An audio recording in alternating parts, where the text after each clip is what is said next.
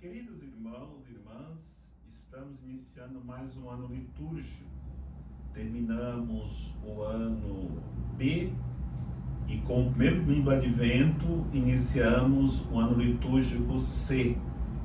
Nós meditávamos no Evangelho de São Marcos, que é o Evangelho do ano B.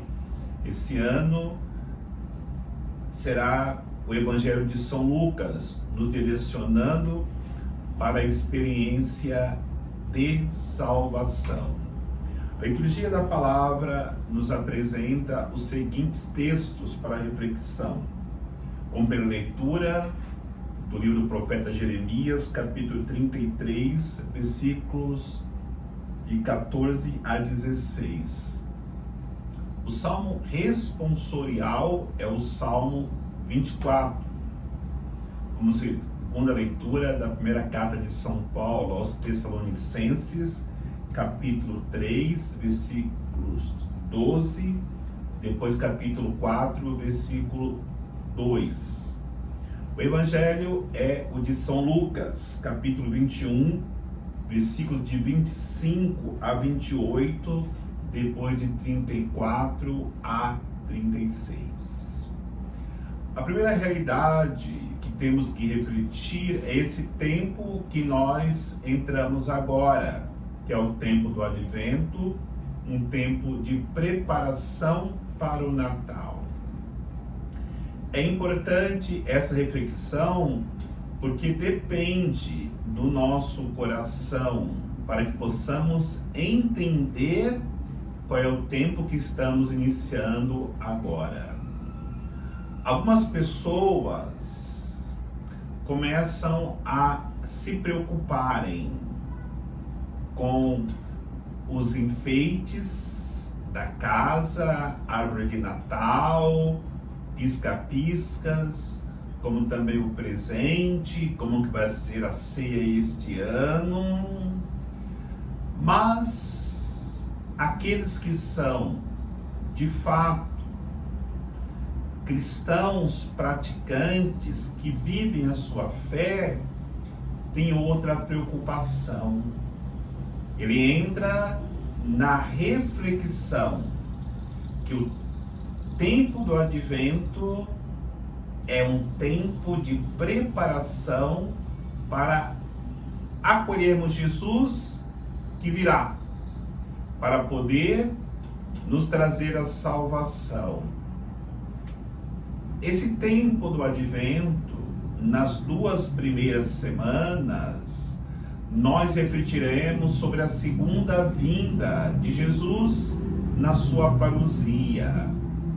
Já os domingos finais, nós meditaremos já na primeira vinda de Cristo, na sua encarnação, na sua presença no meio de nós, onde celebraremos o seu Natal. O dia da palavra nos traz esperança. O livro do profeta Jeremias nos lembra esta realidade, porque coloca a realidade do povo que volta do cativeiro. E quando chega na pátria, o povo fica desolado diante da situação calamitosa que vive a nação, a pátria. E eles começam a refletir: por que Deus permitiu que essa calamidade acontecesse conosco?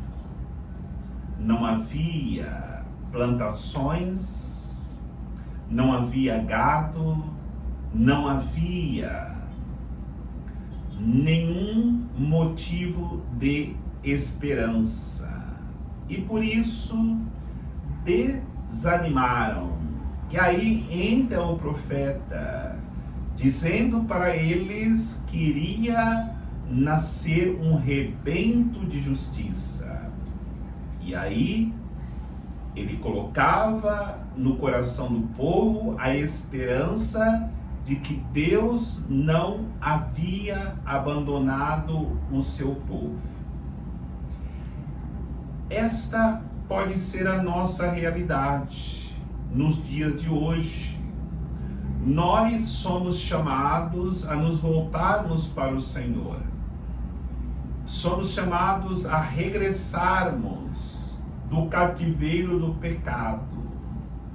Mas dá a impressão que quando nós queremos mudar de vida, queremos sair do cativeiro do pecado e voltarmos para a nossa pátria, nós percebemos a mesma realidade daquele povo que voltou do cativeiro. Continua as realidades da pandemia, continua as dificuldades na família, a doença, continua o desemprego, continua as situações e divisões de brigas na família, que dá vontade de voltar novamente para o cativeiro. Lá levava uma vida miserável, mas pelo menos tinha o básico. Deus quer nos ensinar algo muito importante. No sacrifício, na doação da vida, na vida trabalhada em comunhão, nós conseguiremos restaurar não somente esta realidade mundo, mas também a nossa família e a nossa própria vida. Mas nada será fácil. Precisamos trabalhar para esta restauração.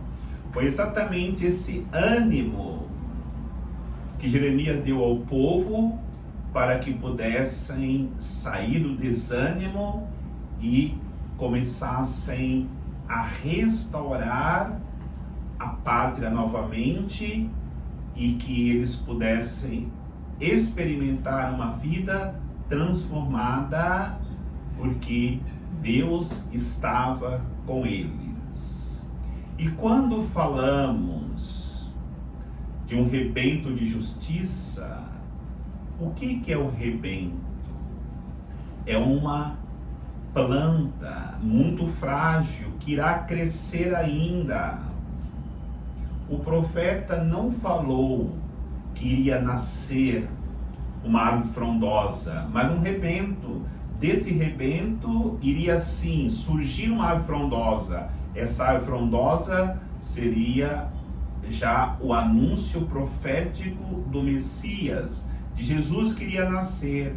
Então é importante nós entendermos isso. Quando a mulher recebe a notícia que está grávida, ali tem um rebento. Ela precisa cuidar, ela precisa se tratar, ela precisa trabalhar no crescimento, no cuidado com esse rebento, para que ele pudesse nascer um dia e tornar-se um grande homem, uma grande mulher. Agora, se não cuidar desse rebento, vai perdê-lo, ou vai perdê-la, se for um rebento de uma vida feminina que está crescendo ali. É a mesma realidade na proposta que nos fala a liturgia de hoje. Nós precisamos acolher esse rebento, nós precisamos cuidar desse rebento, nós precisamos acreditar que esse rebento vai vingar. E aí, no momento que assim fizermos, a realidade acontecerá na nossa vida, uma vida transformada pelo amor de Deus. Mas porque Deus quis que nascesse no meio do seu povo um rebento de justiça, para nós percebermos que é necessário a restauração da vida humana. E na linguagem apocalíptica do Evangelho de hoje, da mensagem, da realidade escatológica do Evangelho de hoje, nós entendemos isso. Porque o Evangelho diz que as realidades dos astros irão perder seu brilho, o sol, a lua e as estrelas. É importante para a reflexão nós voltarmos lá no Gênesis, no começo de tudo. Nós ouvimos lá que tudo era caótico, era um caos só. O sol não existia, a lua não dava o seu brilho, havia escuridão e trevas. Até que o Senhor, com a força da sua palavra, criou o paraíso. E o Evangelho nos ensina hoje que esse caos, pelo pecado da humanidade, estará novamente presente no mundo. E aí é importante nós acreditarmos que com a vinda de Cristo, esse caos que vivemos hoje no mundo, com as doenças, com as pandemias, com as situações de divisões, com a destruição da natureza, todo esse caos, Jesus veio para restaurar, como o Pai havia feito naquele mundo, lá no Gênesis, sem forma e vazio. E é por isso que precisamos acolher Jesus como aquele que vem para poder dar um novo sentido à humanidade, para que ela possa encontrar a salvação. Os nossos pecados, o nosso afastamento de Deus levou o mundo esse caos que vivemos nos dias de hoje. Por isso que no Evangelho nós somos exortados: cuidado com excesso de comer, de beber, que os vossos corações não se desviem para a incredulidade, para o pecado, porque na verdade só no coração de quem se abrir para esse Salvador que vem, esse caos será destruído. Mas quem continuar olhando para este mundo e vivendo os seus prazeres, esquecendo que Cristo está chegando, não experimentará esta graça que Deus veio ofertar para todos nós na restauração da humanidade, trazendo para nós um mundo novo. Por isso, podemos pegar o exemplo da segunda leitura daquela comunidade tessalônica, onde São Paulo exorta a comunidade a amar. Na comunidade, nós aprendemos a amar a Cristo. Amando a Cristo, nós aprendemos a amar os irmãos de comunidade. Quando aprendemos a amar os irmãos de comunidade, nós dilatamos os nossos corações para também amar os que estão fora, que não são da nossa comunidade, e até mesmo dilatamos os nossos corações para amar os nossos inimigos. Só quem fizer esse itinerário, esse caminho, entenderá de fato essa realidade de advento, de preparação para a vinda do Senhor.